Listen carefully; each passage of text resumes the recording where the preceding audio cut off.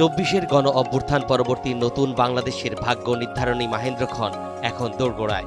১২ই ফেব্রুয়ারি বৃহস্পতিবার উৎসবমুখর ও শান্তিপূর্ণ পরিবেশে ভোট গ্রহণ শেষ হওয়ার পর এখন চলছে চূড়ান্ত ফলাফল ঘোষণার উত্তেজনাপূর্ণ অপেক্ষা। সারা দেশ থেকে আসতে শুরু করেছে বেসরকারি ফলাফল।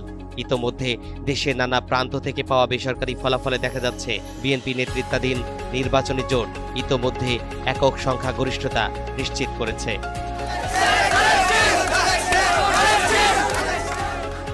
সর্বশেষ ২৪১টি আসনের বেসরকারি ফলাফল পাওয়া গেছে। এর মধ্যে ১৮২টি আসনেই জয় পেয়েছে বিএনপি জোট, ৫৬টি আসনে জয় পেয়েছে জামাতে ইসলামী জোট এবং ৩টি আসনে স্বতন্ত্র প্রার্থীরা বিজয়ী হয়েছেন।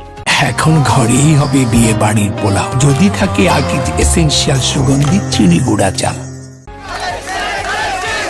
বাকি আসনগুলোতেও বিএনপির প্রার্থীদের এগিয়ে থাকার খবর আসছে। বেসরকারি ফলাফলে উল্লেখযোগ্য প্রার্থীদের মধ্যে রয়েছেন ঢাকা ১৭ ও বগুড়া ৬ আসনে তারেক রহমান, ঠাকুরগাঁও ১ আসনে মির্জা ফখরুল ইসলাম আলমগীর। তরিকুল ইসলাম, এনটিভি অনলাইন।